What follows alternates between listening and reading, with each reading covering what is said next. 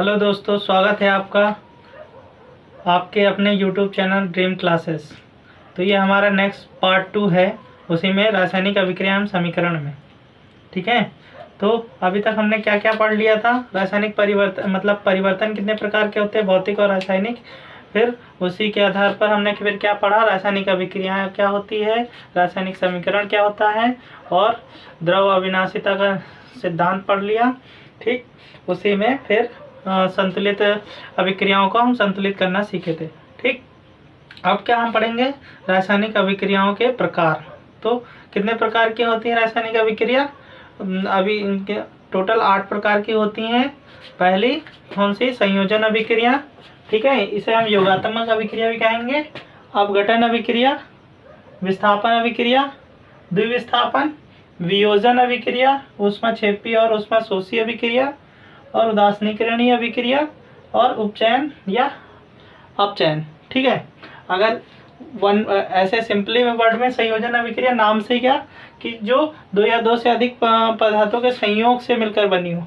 ठीक है, यानी दो या दो पदार्थों के मिलकर कोई एक नया केवल एकल उत्पाद बनाते हैं, उसे हम क्या कहेंगे, संयोजन या योगात्मक अभिक्रिया। ठीक, उसके बाद अपघटन अभिक्रिया। अपघटन 3 प्रकार का अपघटन होता है। अपघटन का मतलब बांट देना। ठीक है, तो वह अभिक्रियाएं जो दो किसी भी अभिकारक को यानी किसी भी उत्पाद को दो या दो से अधिक छोटे छोटे टुकड़ों में अपघटित कर देती हैं, उसे हम क्या कहेंगे, अपघटन अभिक्रिया। ठीक है, इसमें 3 होते हैं। एक ऊष्मीय अपघटन यानी ऊष्मा के आधार पर पदार्थों का अपघटन, और विद्युतीय अपघटन, और तीसरा प्रकाशीय अपघटन। ठीक है, ऊष्मा के आधार पर, विद्युत के आधार पर, और प्रकाश के आधार पर अपघटन। विस्थापन क्या होता है, विस्थापन यानी कोई भी जो भी धातु अधिक सक्रिय होगा, वो अपने से कम सक्रिय धातु को क्या करेगा, उससे विस्थापित कर देगा। जैसे अभी क्या करता है, कॉपर को विस्थापित कर देता है।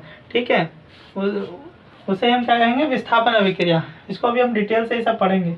द्विविस्थापन अभिक्रिया क्या होती हैं, जो एक दूसरे की अदला बदली कर लें।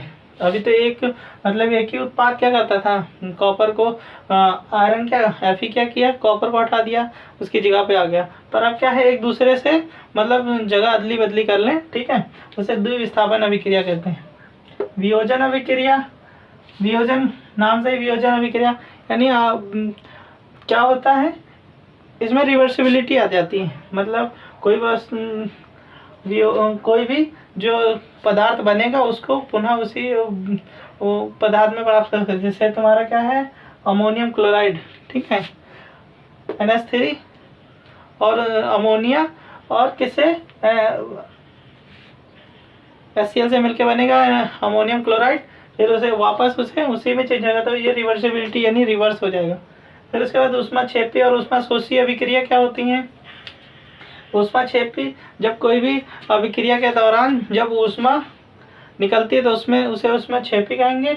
और जो ऊष्मा क्या होती है, खर्च होती है, तो उसे ही हम ऊष्माशोषी अभिक्रिया कहते हैं। उदासीनिक अभिक्रिया यानी अम्ल और क्षार की अभिक्रिया के फलस्वरूप जो भी उत्पाद बनते हो, लवण और जल बनते हैं, उसे ही उस अभिक्रिया को ही हम क्या कहते हैं, उदासीनिक अभिक्रिया। उपचयन या अपचयन, उपचयन क्या होता है, उपचयन यानी ऑक्सीडेशन।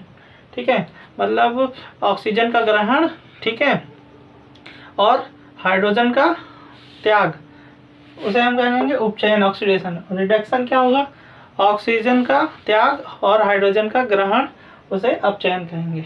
ठीक है, तो ये सिंपल वर्ड में था। अब हम इसको एक एक करके समझेंगे। ठीक, तो पहला क्या है, वियोजन अभिक्रिया। ठीक है, इसे नोट कर लो।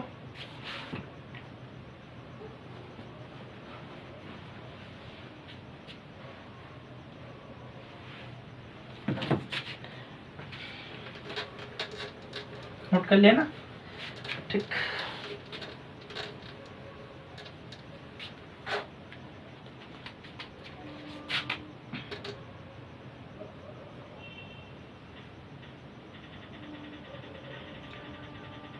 संयोजन अभिक्रिया या योगात्मक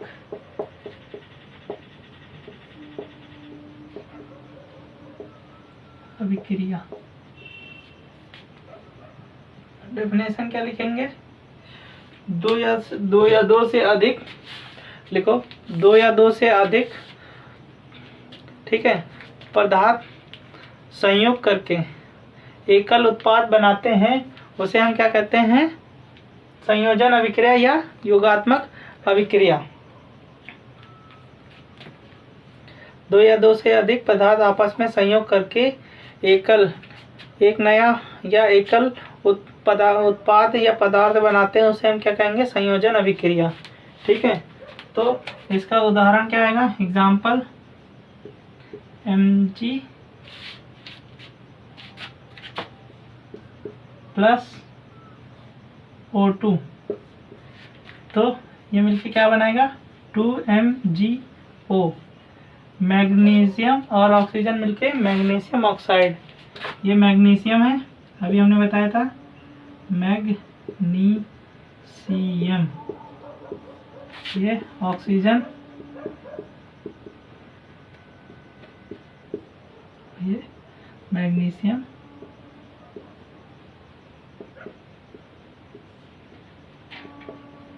ऑक्साइड। एक बार फिर से देखो, किसी भी रासायनिक अभिक्रिया में दो या दो से अधिक पदार्थ आपस में संयोग करके एक नया एकल उत्पाद बनाते हैं, उसे हम क्या कहते हैं? संयोजन अभिक्रिया।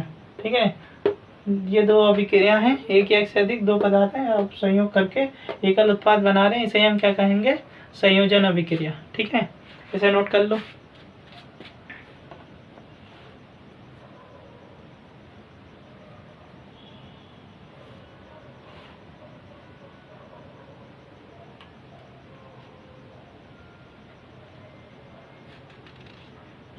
ठीक, नेक्स्ट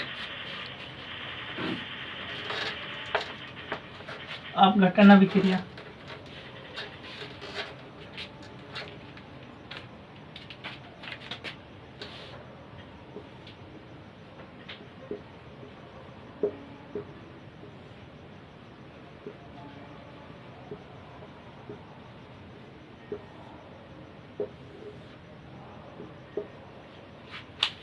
क्या होती है अपघटन क्या होती है? उसमें हमारा पहला अपघटन अभिक्रिया। अपघटन अभिक्रिया क्या होती है? कोई बड़ा कारक, ठीक है, जो किसी बाह्य कारक जैसे ताप दाब, ठीक है, ताप दाब की उपस्थिति में दो या दो से अधिक छोटे यौगिकों में क्या होता है? अपघटित हो जाता है। ठीक है, अपघटन अभिक्रिया भी अभिक्रिया है जो किसी बाह्य कारक जैसे ताप दाब आदि की उपस्थिति के कारण छोटे छोटे अवयवों में अपघटित हो जाती है, उसे हम क्या कहते हैं? अपघटन अभिक्रिया। तीन प्रकार की अपघटन अभिक्रिया: ऊष्मीय अपघटन, विद्युत अपघटन और प्रकाशीय अपघटन। ठीक है, ऊष्मीय अपघटन, ऊष्मा के कारण दो या दो से अधिक छोटे छोटे तत्वों में अपघटित हो जाने को क्या कहेंगे? ऊष्मीय अपघटन। ऊष्मा के कारण अपघटन होना, यानी दो यौगिकों का छोटे छोटे टुकड़ों में अपघटित हो जाना क्या कहेंगे? ऊष्मीय अपघटन। तो उसका एग्जाम्पल क्या है? पोटेशियम क्लोराइड को ऊष्मा की उपस्थिति में हम जब अभिक्रिया कराते हैं तो वो पोटेशियम क्लोराइड और ऑक्सीजन में टूट जाता है। तो क्या हुआ कि एक बड़ा कारक, ठीक है, किसी बाह्य कारक जैसे ऊष्मा आदि की उपस्थिति के कारण दो या दो से अधिक छोटे छोटे टुकड़ों में अपघटित हो जाता है, उसे हम क्या कहते हैं? अपघटन अभिक्रिया। विद्युत अपघटन, किसी भी विद्युत अपघट्य के जरिए विलयन में विद्युत धारा प्रवाहित करने पर वह दो या दो से अधिक छोटे छोटे टुकड़ों में अपघटित हो जाते हैं यौगिक, तो उसे हम क्या कहेंगे? विद्युत अपघटन। तो विद्युत के कारण जब हम जल में विद्युत धारा प्रवाहित करने पर क्या होता है? हाइड्रोजन और ऑक्सीजन में जो यौगिक होता है टूट जाता है। प्रकाशीय अपघटन, प्रकाश की उपस्थिति में होने वाली अभिक्रिया को प्रकाश की उपस्थिति में होने वाली अभिक्रिया को हम क्या कहते हैं? प्रकाशिक अभिक्रिया। ठीक है, तो प्रकाश की उपस्थिति में वस्तुओं के दो या दो से अधिक छोटे छोटे यौगिकों में टूट जाना, उसे हम क्या कहेंगे? प्रकाशिक अपघटन। ठीक, 2AgCl सिल्वर क्लोराइड को हम सूर्य के प्रकाश में जब रखते हैं तो वो Ag और यानी सिल्वर और क्लोराइड में टूट जाता है। तो ये अपघटन अभिक्रिया हुई। नेक्स्ट हमारा पॉइंट क्या है? विस्थापन अभिक्रिया। ठीक है, ये नोट कर दें, नोट कर लो।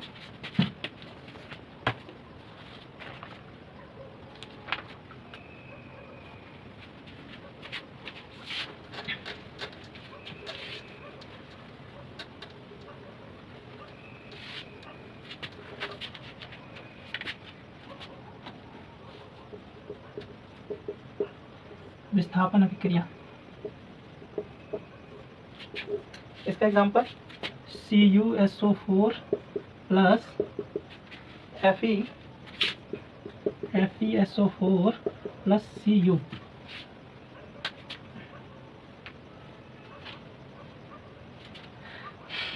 तो इसे हम क्या कहेंगे? Copper sulphate. और ये फेरस क्या होगा? Ferrous sulphate. ठीक है।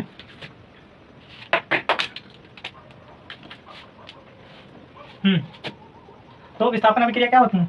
वे रासायनिक अभिक्रिया जिनमें कोई यौगिक, ठीक है, किसी अणु के किसी एक परमाणु अथवा परमाणु के समूह को दूसरे परमाणु के दूसरे यौगिक का परमाणु या परमाणुओं का समूह विस्थापित कर दे। यानी कोई यौगिक का परमाणु या परमाणु का समूह, ठीक है, किसी अन्य दूसरे यौगिक के परमाणु या परमाणुओं के समूह को विस्थापित कर दे, उसे हम क्या कहेंगे? विस्थापन अभिक्रिया।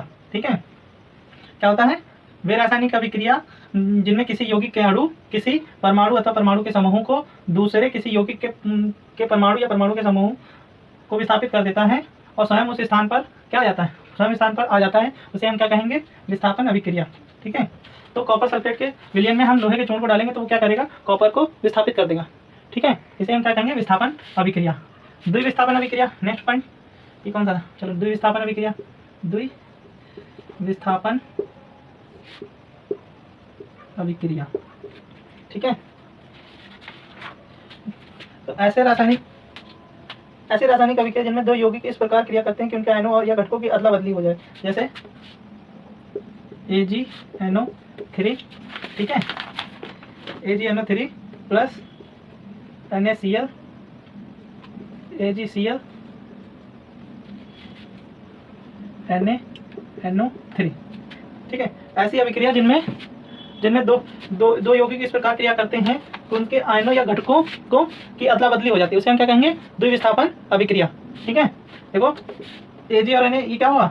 आपस में ये इधर आ गया, ठीक है, NaNO3, और ये इसमें आ गया, तो यौगिकों का क्या हुआ? आयनों का अदली बदली हो गई। ठीक है। उसे हम क्या कहेंगे? द्विविस्थापन अभिक्रिया। नेक्स्ट, वियोजन अभिक्रिया।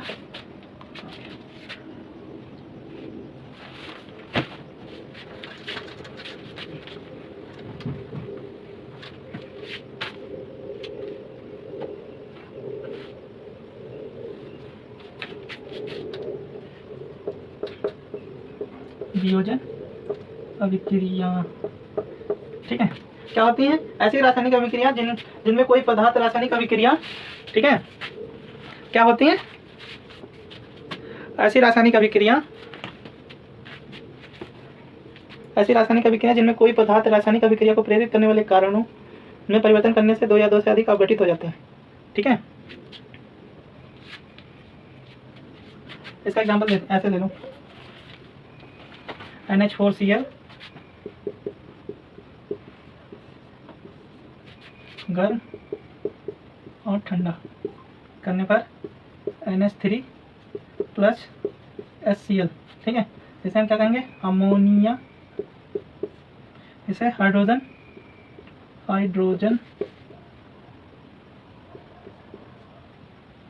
क्लोराइड,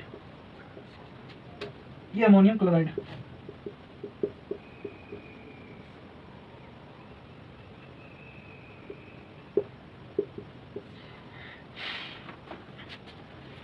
तो वियोजन अभिक्रिया क्या होती हैं? ऐसी रासायनिक अभिक्रिया जिनमें कोई पदार्थ रासायनिक अभिक्रिया को प्रेरित करने वाले कारणों जैसे ताप या दाब, ठीक है, करने से दो या दो से अधिक क्या होगा? अवघटित हो जाएंगे।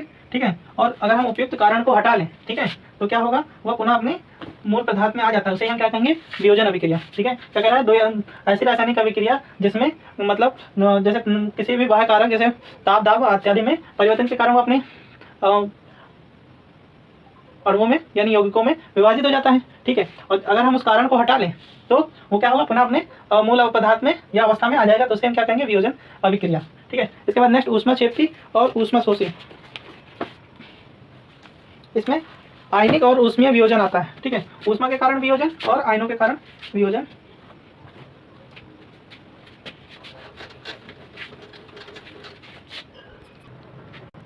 नेक्स्ट पॉइंट क्या है? ऊष्माक्षेपीय अभिक्रिया, ऐसी रासायनिक अभिक्रिया जिसमें ऊष्मा का क्या होता है, उत्सर्जन होता है। ठीक है, ऊष्मा का क्या होता है, उत्सर्जन होता है, उसके हम क्या कहेंगे, ऊष्माक्षेपी अभिक्रिया। ठीक है, नाइट्रोजन और हाइड्रोजन मिलकर क्या बनाएंगे, 2NH3 अमोनिया। ठीक है, तो 22,400 कैलोरी ऊष्मा क्या होगी, उत्सर्जित होगी। तो इस प्रकार की अभिक्रिया को हम क्या कहेंगे, ऊष्माक्षेपी अभिक्रिया। ठीक है, ऊष्माशोषी अभिक्रिया वे रासायनिक अभिक्रिया जिसमें ऊष्मा का क्या होता है, अवशोषण होता है। ठीक है, उसे हम क्या कहेंगे, ऊष्माशोषी अभिक्रिया। ठीक है, Na2 + O2 2NO नाइट्रिक, ठीक है, ऑक्साइड 43,200 कैलोरी क्या होगी, ऊर्जा अवशोषित करेगी। ठीक है, तो ये ऊष्माशोषी अभिक्रिया हो गई। फिर नेक्स्ट, अच्छा, ऊष्माक्षेपी का एग्जाम्पल, जैसे चूने को हम पानी में डालते हैं तो क्या होता है कि जो जिस बीकर में रखा होता है वो क्या होता है, गर्म हो जाता है, तो उसे हम क्या कहेंगे, ऊष्माक्षेपी अभिक्रिया। ठीक, नेक्स्ट उदासीनीकरण की अभिक्रिया। ठीक है, तो हमने क्या बताया था उदासीनीकरण अभिक्रिया में कि ऐसी अभिक्रिया जिसमें अम्ल तथा क्षार एक अभिक्रिया करके उस पदार्थ में अम्ल का अम्लीय गुण खत्म हो जाता है और क्षार का क्षारीय गुण समाप्त हो जाए, तो उनसे बनने वाले पदार्थ क्या होंगे, ऐसी अभिक्रियाओं को क्या कहेंगे, उदासीनीकरण अभिक्रिया। ठीक है, तो क्या बनते हैं, इस अभिक्रिया से बने उत्पाद लवण और जल बनते हैं।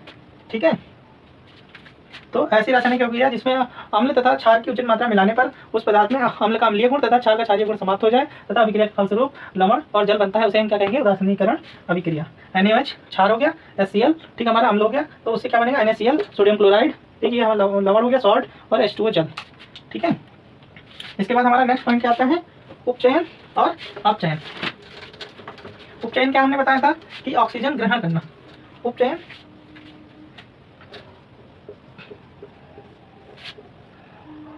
ऑक्सीजन का को ग्रहण, और दूसरा पॉइंट हाइड्रोजन का त्याग। ठीक है, इसे हम क्या कहेंगे, ऑक्सीडेशन। ठीक है, समझ लो, ऑक्सीडेशन। अपचयन क्या होता है, रिडक्शन। ठीक है, रिडक्शन, ऑक्सीडेशन रिडक्शन। तो यहाँ हम क्या कहेंगे, O2 का त्याग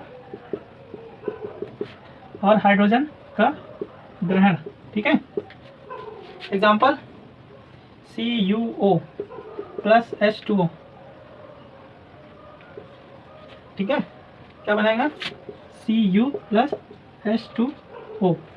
ठीक है, तो यहाँ से ये क्या हो रहा है और यहाँ से ये क्या हो रहा है, चलो बताओ, तो बता सकते हैं। तो देखो, यहाँ से हाइड्रोजन का त्याग हो रहा है, यानी ऑक्सीजन का त्याग हो रहा है इस पॉइंट में। इसमें देखो ऑक्सीजन का क्या हो रहा है, माइनस हो रहा है, तो ये हमारा क्या हो जाएगा, अपचयन। और ये देखो ऑक्सीजन जुड़ रहा है तो उपचयन। ठीक है, तो ये अपचयन और उपचयन हुआ। ठीक है, तो ये हमारा चैप्टर हुआ समाप्त। ठीक है, तो कमेंट में अपनी क्वेरी डाल दीजिएगा। ठीक, thank you, please like and subscribe my channel. धन्यवाद।